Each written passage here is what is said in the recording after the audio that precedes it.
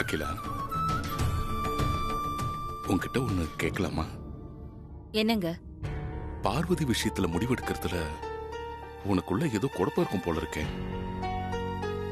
பார்வதி விஷயத்துல மட்டும் இல்லங்க, எந்த விஷயத்திலயும் நான் குழப்பிக்க மாட்டேன்னு உங்களுக்கு நல்லாவே தெரியுமே. எல்லாம் தெரிஞ்சும் ஏன் கேட்டீங்க?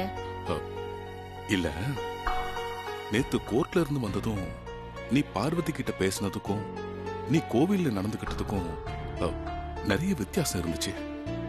எனக்கு ஒன்னும் அப்படி தெரியலையே. நான் நேத்து என்ன சொன்னேனோ அதானே செஞ்சிருக்கேன்.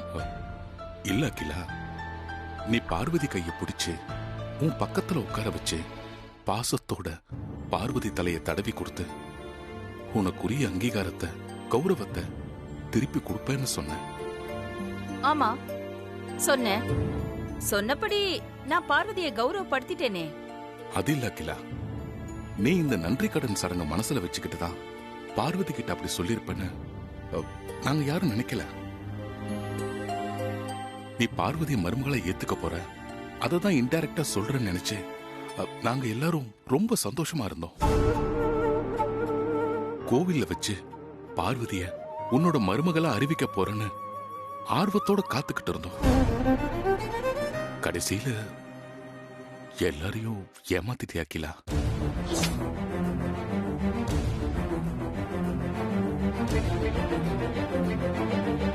எப்போ எப்போ நான் என்னென்ன செய்வேன்னு நீங்களே உங்க மனசுல ஏதோ கற்பனை பண்ணி ஒரு ஷெட்யூல் போட்டுக்கிட்டா அதுக்கு நான் பொறுப்பு இல்ல.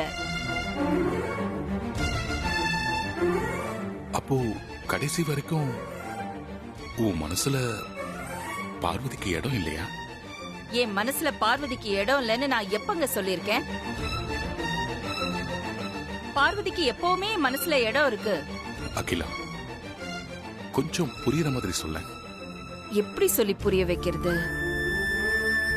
என் உயிர் பிரியிற நேரத்துல என் மனசுல முதல்ல வர்ற போறது உங்க முகம்தான்.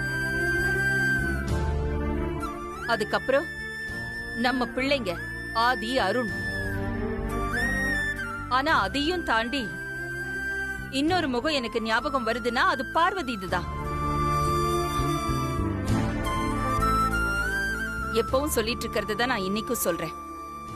பார்வதி எப்பவுமே என் மனசுக்கு பிடிச்ச பொண்ணா இருப்பா. ஆனா என் மனசுக்கு பிடிச்ச மருமகளா இருக்க மாட்டா.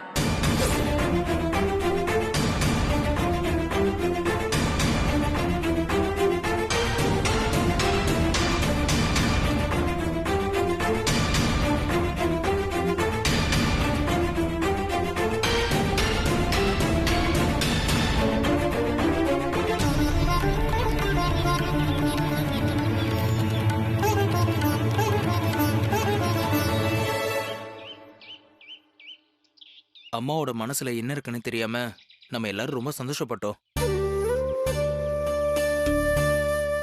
அம்மா ஏன் இப்படி பண்ணாங்க? இதுக்கு அவங்க பேசாமலே இருந்திருக்கலாமே.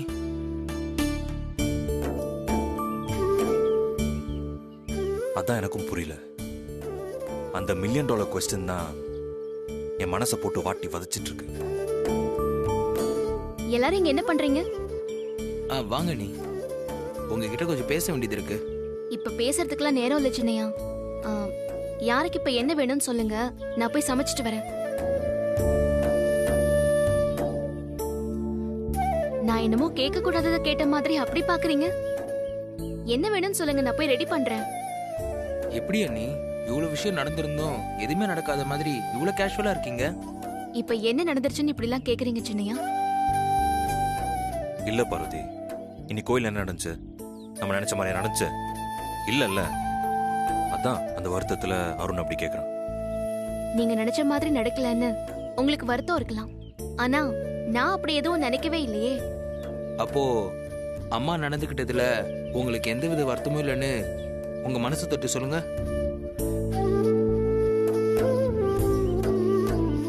எனக்கு அம்மாவை பத்தி நல்லா தெரியும் சின்னையா. அவங்க ஒரு விஷயத்தை தள்ளி போடுறாங்கன்னா அதுக்கு நிச்சயமா ஒரு காரணம் இருக்கும். அத செய்யறதுக்கு ஒரு நேரம் இருக்கும். அந்த நேரம் வரும்போது அவங்க நிச்சயமா செய்வாங்க.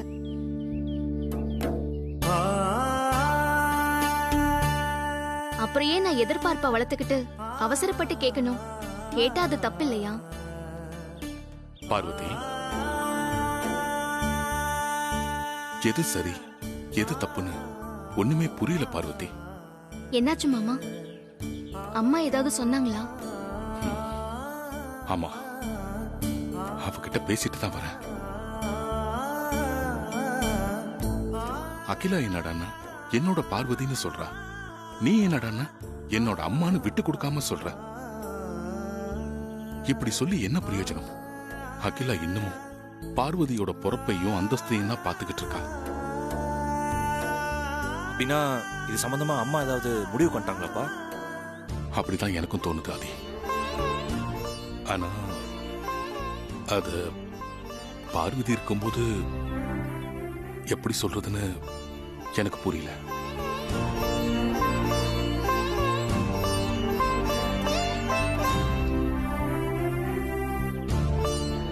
பரவாயில்ல, சொல்லுங்க மாமா. அம்மா எடுத்த முடிவு எதுவா இருந்தாலும் நான் தப்பாவே எடுத்துக்க மாட்டேன். சரி, சொல்றேன். அது ஒரு நாள் என் உயிர் பிரியிற அந்த நேரத்துல என் மனசுல முதல்ல உங்க முகம் வரும். அதுக்கப்புறம் ஆதி அருண் முகம் வந்துட்டு போகும். உங்க 3 பேரை தவிர எனக்கு இன்னொரு முகம் ஞாபகத்துக்கு வருதுன்னா அது பார்வதியோட முகமா தான் இருக்கும்னு சொல்றா.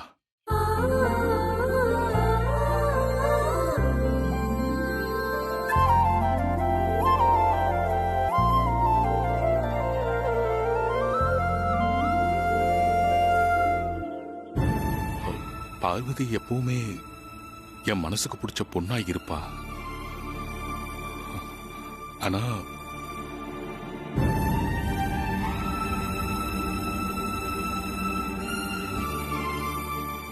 என் மனசுக்கு பிடிச்ச மருமகளா இருக்க மாட்டான்னு சொல்லிட்டா.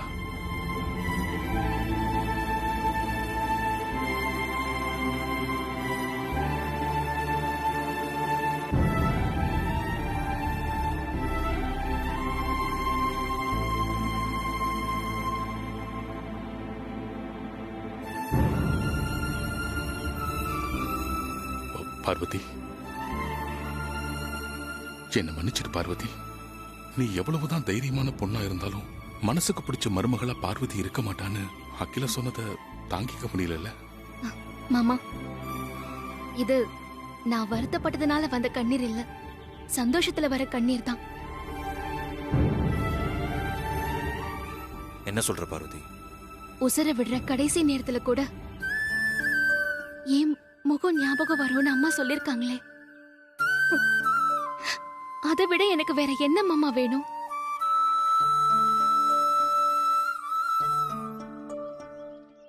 இது எனக்கு கிடைச்ச எவ்வளவு பெரிய பாக்கியம். உன்னை நினைச்சா எனக்கு ரொம்ப பெருமையா இருக்கு பார்வதி. உன்னுடைய இந்த குணம் இரும்பு மனச கூட உருக வைக்கும். அகிலா மனசு ஒண்ணும் கல் இல்ல, கண்டிப்பா ஒரு நாள் கரையும். சீக்கிரமா அகிலா உன்னை மருமகளை ஏத்துப்பா. எனக்கு நம்பிக்கை இருக்கு. நீயும் நம்பிக்கையோட இரு.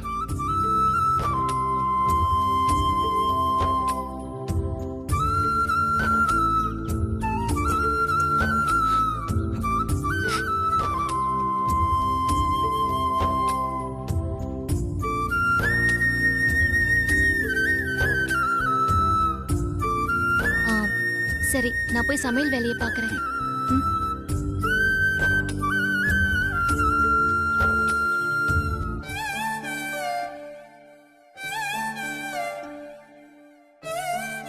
எங்க ஆதிக்கடவூர் கிராமத்துல 10 ஏக்கர் நிலமும் 50 பசுமாடும் நான் பார்வதிக்கு கொடுக்கறேன். பார்வதி எப்பவுமே என் மனசுக்கு பிடிச்ச பொண்ணா இருப்பா. ஆனா என் மனசுக்கு பிடிச்ச மருமகளா இருக்க மாட்டான்னு சொல்லிட்டா. சாவித்திரி, பார்வதி விஷயத்துல அம்மா இன்னும் அவங்க மனச மாத்திக்கவே இல்லை. பெரியவங்க எல்லாரும் முன்னாடியும் அம்மா பார்வதிய மருமகளா ஏத்துக்குவாங்கன்னு நினைச்சேன். ஆனா அம்மாவோட மனசுல அப்படி ஒரு எண்ணம் ஒரு துளி கூட கிடையாதுன்னு 10 ஏக்கர் நிலமும் 50 பசுமாடும் பார்வதிக்கு அம்மா நன்றி கடனா கொடுத்ததுல இருந்து எனக்கு தெளிவா தெரிஞ்சு போச்சு சாவித்திரி. பார்வதிக்கு இனிமே விடிவு காலம்னு நேத்து உன்கிட்ட சொல்லி சந்தோஷப்பட்டேன். ஆனா இன்னும் பார்வதியோட சோதனை காலம் முடியல சாவித்திரி. பார்வதியோட பிறந்த நேரமோ என்னமோ தெரியல, எல்லாம் இருந்தும் அவ இன்னும் எதுவும் இல்லாதவளா இருக்க வேண்டியிருக்கு. பார்வதி மேல அம்மாவுக்கு அன்பு இருக்கு, அக்கறை இருக்கு, பாசம் இருக்கு. அம்மாவோட மனசுல பார்வதிக்குன்னு தனியா ஒரு இடம் கூட இருக்கு. ஆனா இது அத்தனையும் வேலைக்காரி பார்வதிக்கு தான் இருக்கு. பார்வதிக்கு இனிமே நல்லது நடக்கணும்னா அம்மாவுக்கு உண்மை தெரிஞ்சாதான் நடக்கும் போல இருக்கு. ஆதிக்கடவுர் பரம்பரையோட மருமகளா இருந்தாலும் இன்னும் எத்தனை காலத்துக்கு தான் பார்வதி இப்படி வேலைக்காரியா இருக்க போறாளோ எனக்கு தெரியல சாவித்திரி. கடைசி வரைக்கும் இப்படி வேலைக்காரியா தான் இருக்கணும்னு பார்வதியோட தலையில எழுதிருக்கோ என்னமோ.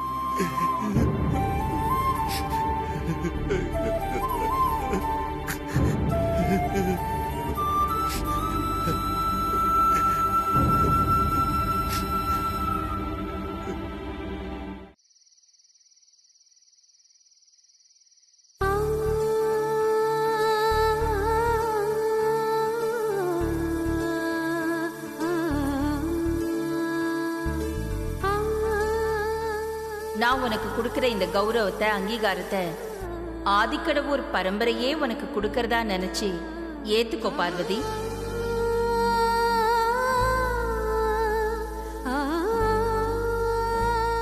என் மனசுலயும் ஒரு ஆசை இருக்குமா, நீங்க என்ன முழு மனசோட உங்க மருமகன் சொல்லணும். அந்த ஒத்த வார்த்தை உங்க வாயிலிருந்து வரும்னு எல்லார் மாதிரி நான் வெளியில சொல்லாம அத மனசுக்குள்ளேயே பூட்டி வச்சு ஏங்கிட்டு இருக்கேம்மா. உங்களுக்கு பிடிச்ச பொண்ணா உங்க மனசுல இடம் பிடிச்ச எனக்கு உங்க மருமகளா இடம் பிடிக்க முடியாம போயிடுச்சு.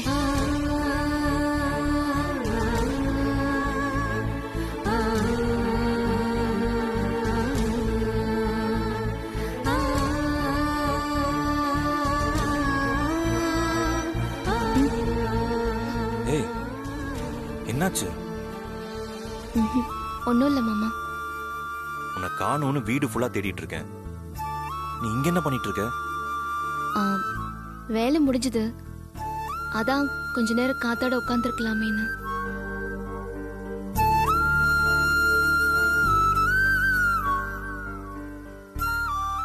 சாப்பிட்டியா? சாப்பிட்டேன். போய்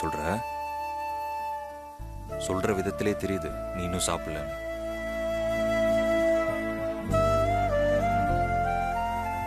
நீ பரிமாறும் போதே உன்னை சாப்பிட சொன்னேன், நீ அப்புறம் சாப்பிட்றேன்னு சொல்லிட்ட. இப்போ பட்டம்மா கிட்ட தான் கேட்டு வரேன், நீ இன்னும் சாப்பிடலன்னு சொன்னாங்க. பார்வதி, என்னாச்சு சொல்லு. ஒன்னும் இல்ல மாமா, சாப்பிட தோணல, அதான் நான் சாப்பிடல. சாப்பிட தோணலையா? அதான் ஏன் சாப்பிட தோணல? அது எனக்கு சொல்ல தெரியல மாமா. மனசுக்குள்ள சந்தோஷம் அதிகமா இருந்தாலோ இல்ல சோகம் அதிகமா இருந்தாலோ சாப்பிட தோணாது. இப்போ உன் மனசுல சந்தோஷம் இருக்கிற மாதிரி தெரியல. உன் மனசுல என்ன இருக்குன்னு எனக்கு தெரியும். அம்மா உன்னை மருமகளா ஏத்துக்கலைங்கிற வருத்தம் உன் மனசுல இருக்கு. மனசுக்குள்ள சோகத்தை வச்சுட்டு வெளியில சந்தோஷமா இருக்கிற மாதிரி நடிச்சிட்டு இருக்க இல்ல பார்வதி? மத்தவங்க கிட்ட உன் மனசுல என்ன இருக்குன்னு காட்டிக்க வேண்டாம்.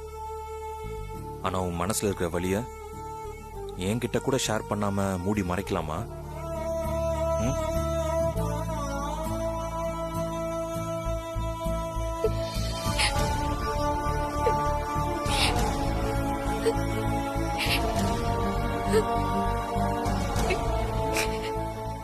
பார்வதி,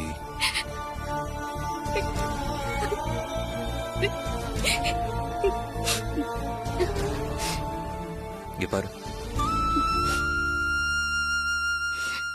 மன்னிச்சிருங்க மாமா. நீ எதுக்காக மன்னிப்பு கேட்குற? நீ எதுவும் தப்பு பண்ணலையே. ஆ, நீ என்ன தப்பு பண்ண? என் மனசுல இருந்ததை நான் உங்ககிட்ட சொல்லிருக்கலாம். ஆனா அம்மா சம்மந்தப்பட்டதுனால உங்க மனசு வருத்தப்படும் நினைச்சுதான் சொல்லாம இருந்தேன். ஜெயில இருந்து வந்த அம்மா பாசத்தோட என்ன பக்கத்துல உட்கார வச்சு என் கைய பிடிச்சு பேசினதும் எனக்கு உண்டான அங்கீகாரத்தையும் கௌரவத்தையும் கொடுக்க போறேன்னு சொன்னதை வச்சு எல்லார் மாதிரியும் அம்மா என்ன மருமகளா ஏத்துக்க போறாங்கன்னு நினைச்சு என்ன அறியாமலேயே எனக்குள்ள எதிர்பார்ப்பும் சந்தோஷமும் ஏற்பட்டு போச்சு மாமா.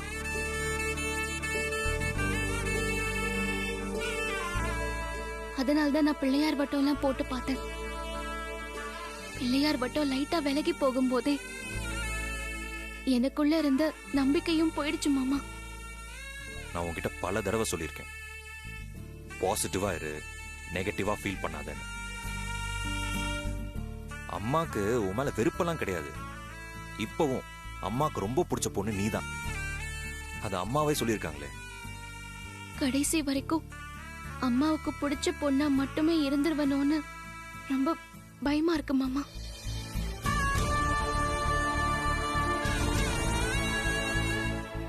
உயிர் போற தருவாயில கூட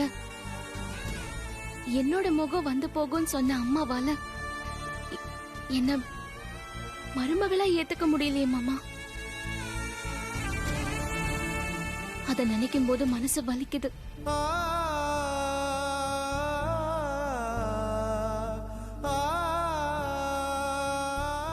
பார்வதி, கூடிய சீக்கிரம் அம்மா உன்ன மருமகன் சொல்லுவாங்க. எனக்கு அந்த நம்பிக்கை இருக்கு.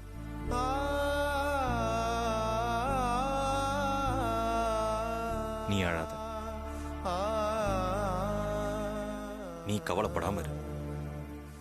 எல்லாம் சரியா போயிடும். என்ன?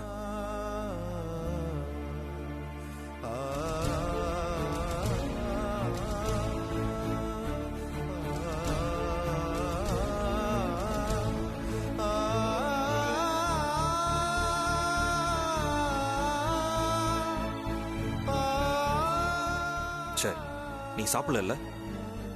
சரி, நீ இங்கே இரு, நான் வந்துடுறேன். எங்க மாமா? இரு, வந்துடுறேன்.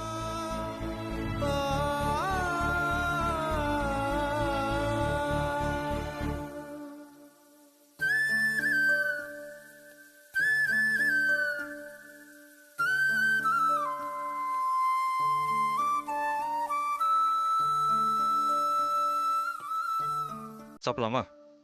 கொடுங்க மாமா, நானே சாப்பிட்டுக்கிறேன். நானே ஊட்டி வரேன், நீ உட்கார்.